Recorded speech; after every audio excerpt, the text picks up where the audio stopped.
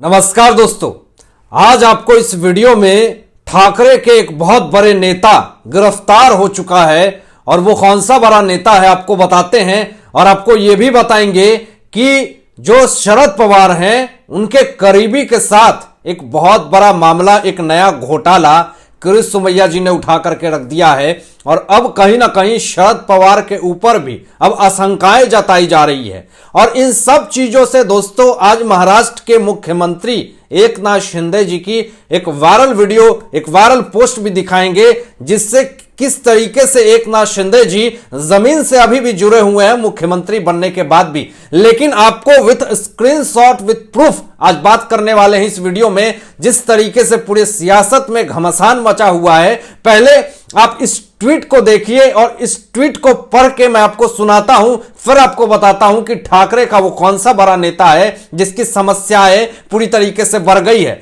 ये दोस्तों ट्वीट है, शिवसेना उद्धव बाला साहब Thackeray leader Naresh Manera arrested by Thane Kasar Vadavali police IPC section 354 and other invoked FIR launched US 354 IPC assault or criminal force to woman with intent to outrage her modesty. He was produced before court, Kasar Vadavali police. दोस्तों आपने इस tweet को देखा और पूरी तरीके से इस ट्वीट में साफ तौर पे जो ठाकरे गुट के नेता हैं उसकी गिरफ्तारी हो चुकी है। आपको यह भी बता दें कि शिवसेना के ठाकरे गुट के नेता नरेश मनेरा को आज ठाणे की कसार वडवली पुलिस ने गिरफ्तार कर लिया। उनके खिलाफ धारा 354 के तहत मामला दर्ज किया गया है। धारा 354 किसी महिला के साथ छेड़छाड़ करने के इरादे से छेड़खानी, मारपीट या जबरदस्ती के मामलों में लागू होती है। इसी आरोप में ठाकरे गुट के नेता नरेश मनेरा के खिलाफ मामला दर्ज कर लिया गया है। नरेश मनेरा को कसार वडवली पुलिस ने गिरफ्तार कर आज कोर्ट में पेश किया।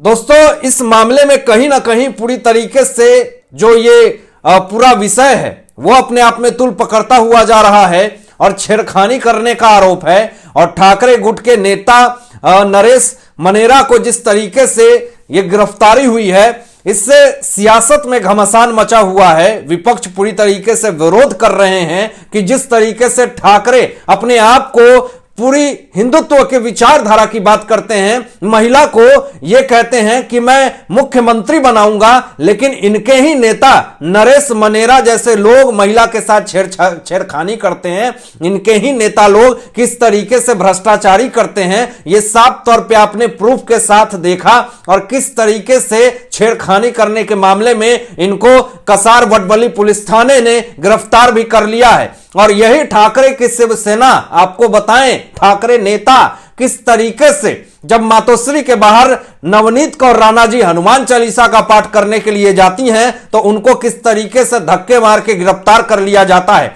यही ठाकरे नेता, ठाकरे गुट, उद्धव ठाकरे सरकार पूरी तरीके से ये महिला के साथ किस तरीके का बर्ताव कर रहे थे और ये इनके नेता किस तरीके से छेड़खानी कर रहे थे ये तो आपने देख लिया। लेकिन दोस्तों यहां पे विवाद पूरी तरीके से खड़ा हो चुका है। अब आपको आगे ये भी बता दें कि जो मामला और बढ़ गया है, इधर शरद पवार की समस्याएं बढ़ गई है।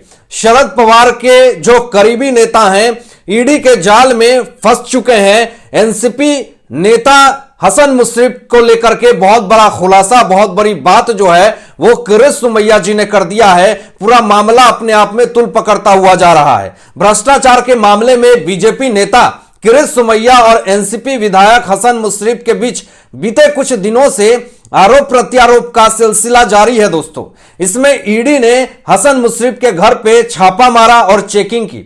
इसके कुछ ही दिनों बाद ईडी ने उस जिला बैंक में भी छापा मारा और हसन मुश्रीफ चेयरमैन थे वहां के और कुछ अधिकारियों को हिरासत में लिया और जांच के बाद उन्हें रिहा कर दिया गया।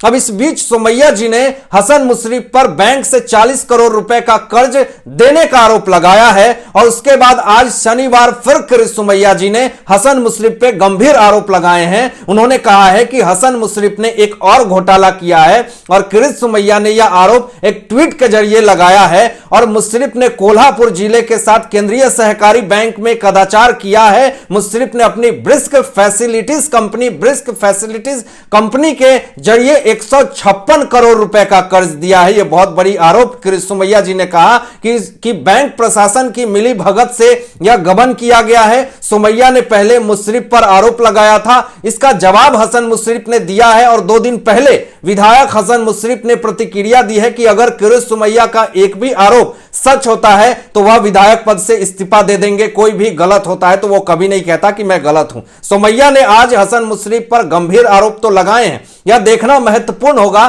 कि हसन मुशर्रफ इन आरोपों का क्या जवाब देते हैं। लेकिन दोस्तों यह कोई पहली बार नहीं है कि किरीट सुमैया जी ने आरोप लगाए हैं हसन मुशर्रफ के ऊपर। इसके पहले भी बहुत सारे आरोप इनके ऊपर लगे हुए हैं। इनके घर पे, कार्यालय पे ईडी ने छापे भी मारे थे जिसमें बहुत सारे दस्तावेज भी प्राप्त हुए थे और उसी आधार पे हसन मुशर्रफ ने प्रेस कॉन्फ्रेंस किया था अर्जेंट में और अपने बचाव के लिए गुहार लगाई थी। लेकिन कुछ ऐसे सबूत किरीट सुमैया जी के पास था जिसके आधार पे इंफोर्समेंट डायरेक्टरेट ने हसन मुशर्रफ के घर पे छापे मारी थी और कार्यालय में छापे मारी थी। दोस्तों यही सारे लोग ये कहते हैं कि मैं बिल्कुल पाक साफ है, मैं भ्रष्टाचार नहीं करता हूं, मैं दलाली नहीं करता हूं। लेकिन ये क्या है, आपने महाविकास अघाड़ी के सरकार में भी देखा कि किस तरीके से राजनीति हो रही थी, किस तरीके से पद का गलत प्रयोग किया जा रहा था। लेकिन आज ये फोटो देखिए दोस्तों, इस फोटो में किस तरीके से एकनाथ शिंदे जी हाथ में सब्जी की रोटी और जिंदगी बिल्कुल